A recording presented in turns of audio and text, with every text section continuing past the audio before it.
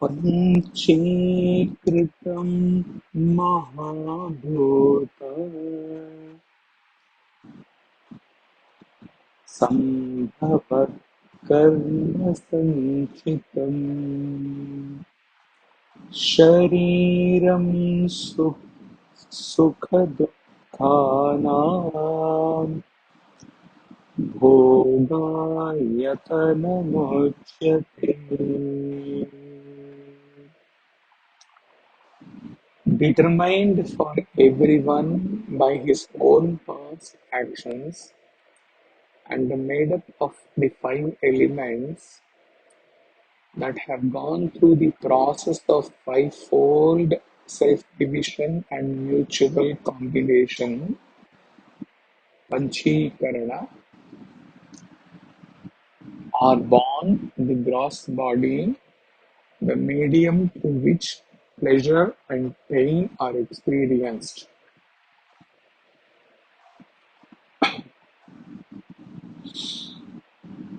In the previous two shlokas, we learned that it is only due to illusory upadhis that the ever-free, untainted, non-dual self is mistaken as limited. Just like the water that acquires color and taste due to its association with impurities, or like the space that seems to be limited due to the impurities, the self, due to its association with the limited adjuncts, seems limited and hence subjected to all misery. Every creation is a manifestation of the gross form, gross from the prior subtle state, and we all know that cause precedes the effect. In the theory of Pancheekarana, it is very elaborately pointed out how five elements are evolved, how they intermingle, and how from the subtle tanmatras, the gross elements are formed. The five great elements before their grossification exist in the pure nature, each by themselves, and hence they are known as tanmatras. Tanmatras literally means that alone. Karmasaṃcitam. Based on our karma and the combination of the five elements together, we get the appropriate body and experience the good and the bad. Karma here means thought, word, and deed. All beings, whether plants, insects, animals, or humans, are based on their own karma. Body is a house to experience the result of our actions. Like if we need a heat or cold, we need to go to a room, whether the heater or AC is. We need to go where they are available. The experience is different from the room. Similarly, the Atman picks a body, an appropriate place or a room in the context of the AC example, appropriate place to experience the karma phala.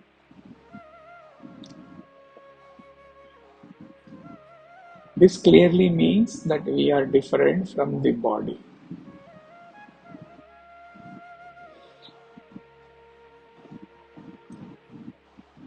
This Pancheekarana and our Prarabdha karma together form our physical body, called Stula Śarīraṃ, to experience the result of our actions.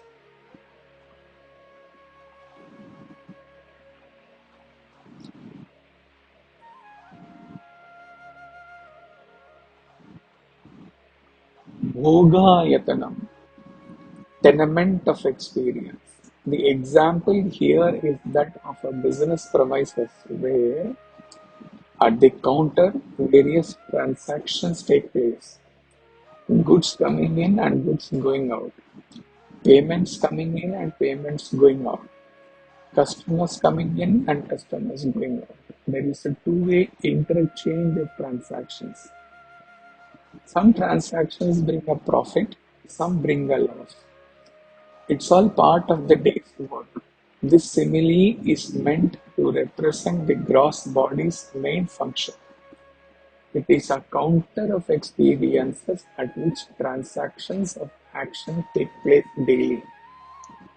There are senses bringing in information from the outer world, and the other senses take our responses out to the world.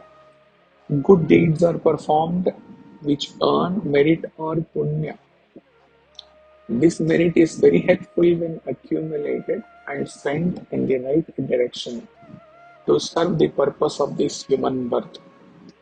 On the other hand, impure actions are also carried out across the same counter, and this brings a loss or a demerit, papa. It is a loss relative to the spiritual goal, even though it may actually involve a huge profit in material terms. Demerit is papa, and it also contributes to what kind of birth we will have when we are reborn. This human body is the only birth in which the papa and punya can be experienced, gone through. In all other births, the existing storehouse of karma has to be worked out with no opportunity for earning any merits. Hence, the example of a tenement or a counter for transactions is most appropriate to describe the function of the gross human body. Thus, the gross body, which is acquired as a result of actions and thoughts arising out of ignorance of one's own true nature of self, is never permanent nor sentient, and hence is only an adjunct of self. We created body for self-development, so we have to engage in the best action possible for a bright future. Ramana says, one who identifies with the body is a samsari, and one who does not identify with the body is a sannyasi. Very simple. That which is seen by the physical eyes, that which is composed of flesh, bones, fat, skin, nerves, hair, blood, etc., is the physical body. It has 6 changes: birth, experience, growth, modification, decay, death.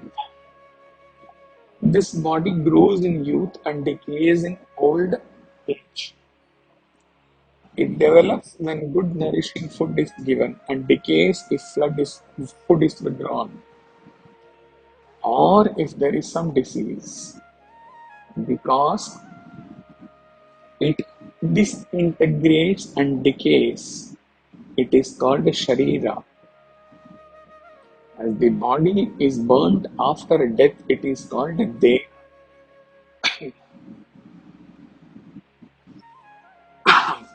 A verse in the Viveka Chudamani says, birth, decay and death are the various characteristics of the gross body, as also stoutness, etc., childhood, etc., are its different conditions. It has got various restrictions regarding castes and orders of life.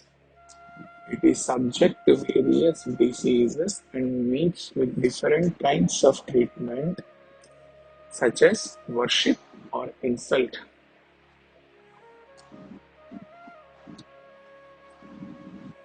Gross body, go to the Satchit 4. Gross body is subject to change, so it is not nirvikara. Gross body is jada, insentient in itself, so it is not chaitanya. Gross body is an object of experience. Okay. Anything that can be experienced is not Atman, we learned.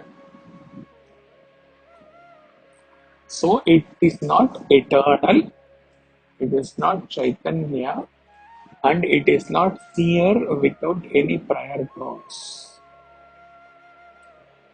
It can not be the causeless cause, Satchitananda Atman.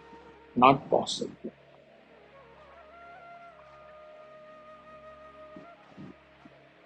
Disciple asks, how many bodies are there in an individual? Guru, there are 3 bodies in every individual. The physical body or the gross body, Stula Śarīraṃ. The astral body or the subtle body, Shushma Śarīraṃ. And the causal body or the seed body, Karana Śarīraṃ, are the 3 bodies. Please illustrate them, Master. Guru, the shell of a tamarind corresponds to the physical body. The pulp represents the subtle body. The seed represents the causal body.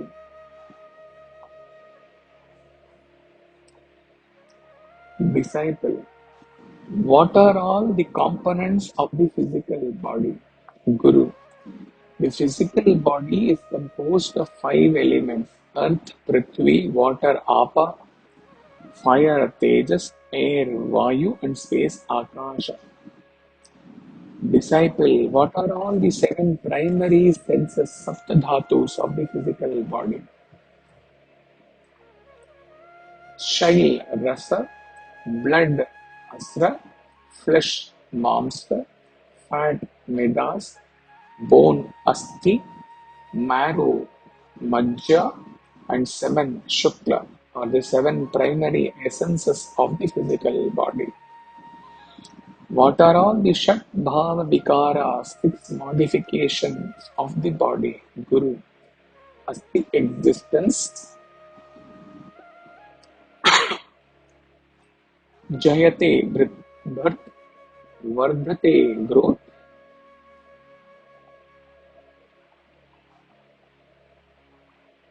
viparinamate change, apakshiyate decay, vinashyate death are the 6 modifications or the changes of the body. What are all the links with which body is connected?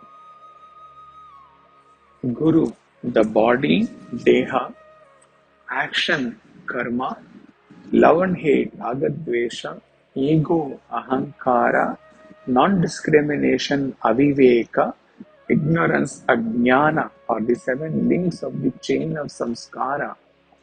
From ajnana, aviveka is born. Aviveka is non-discrimination between the real and the unreal. From aviveka is born ahankara or egoism. From egoism is born ragadvesha. From ragadvesha, karma arises. From karma, the body or the deha is produced. If you want to free yourself from the pain of birth and death, destroy ignorance, ajnana, which is the root cause of samsara, through the attainment of the Brahman or the Absolute. When ignorance is removed, all other links will be broken by themselves. This physical body of yours is the result of your past actions and is the seat of your enjoyment of pleasure and pain. Why is the body called Śarīraṃ or Deha? Guru, the because the body decays, Shīryate, on account of old age, it is called Sharira. Shīryate iti Sharira. Because it is cremated or burnt, Dahyate, it is called Deha. Dahyate iti Deha. Moksha Gita, verse says, the five elements constitute the physical body. These modifications are Maya, are not the truth. The body and its dharmas from birth to death are not actual modifications of the self. Varnashrama, name and class differ in different births.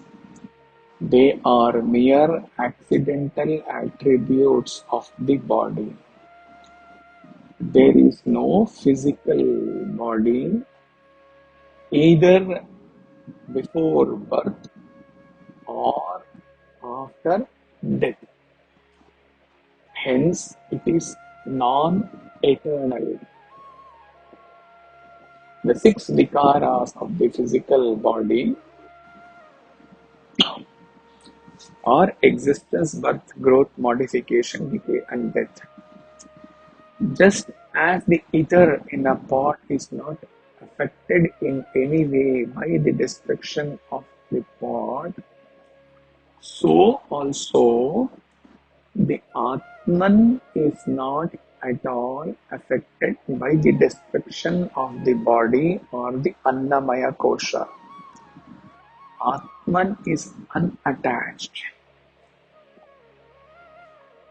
Ether is subtle, but the Atman is subtlest.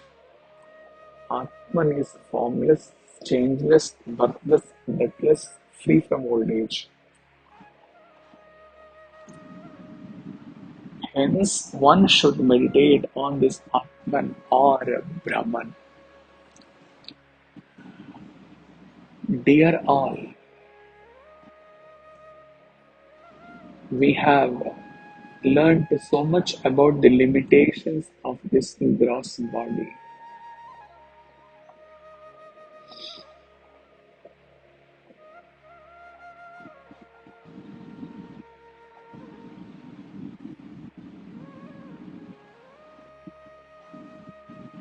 Chinmaya said in a commentary on an Ashtavakra Gita verse, through meditation only one can end meditation. That is, through meditation on the Atman, ultimately one can go on to eternally exist as Atman, and when one exists as Atman, the need of the meditation is gone. The meditation ends. You would wonder why he is telling this. What is the relevance of this with the gross body? The relevance is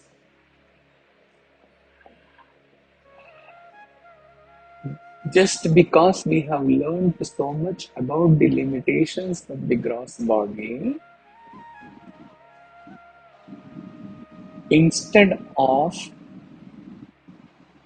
developing a dispassion, developing a vairagya, developing a very negative approach to this gross body because of its limitations, like we used meditation to end the meditation, we have to use this very gross body, treating and knowing this to be as the temple of God. We have to maintain this gross body. We have to nourish this gross body. We have to be very fit at our physical existence and use this gross body to sit and meditate on the transcendental Atman, and through this body, keeping the body fit, keeping the body active, and treating it as pure temple, use this gross body ultimately to transcend the awareness of this gross body and exist as Atman.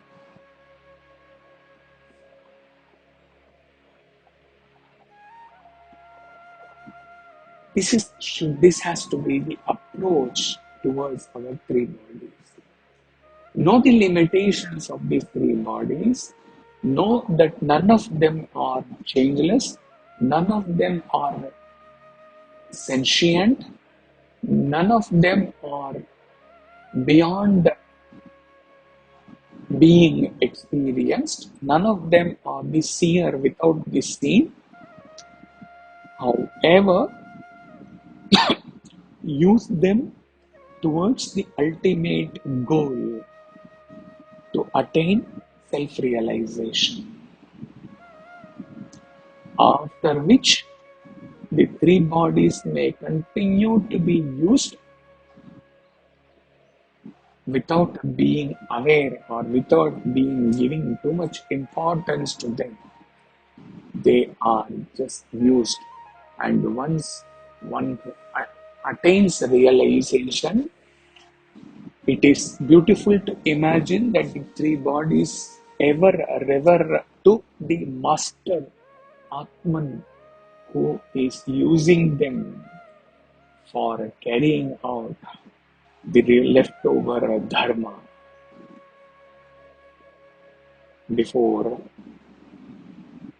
ending that birth and to be never born again.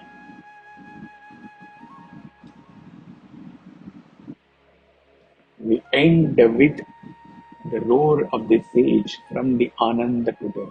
In conclusion, O nectar's sons, Amritaputra, children of light and immortality, keep this body strong, healthy, and active by regular physical culture.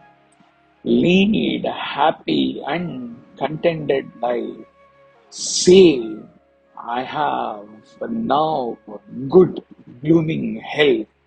I can make the pomp of emperors ridiculous.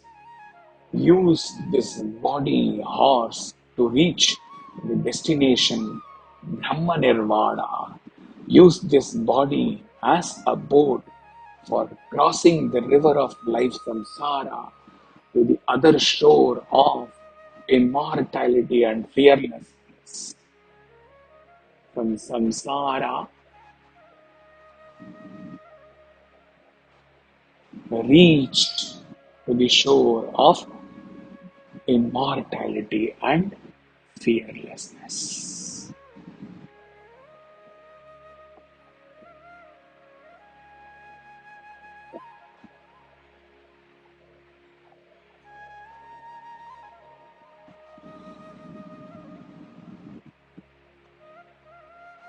Hari Om.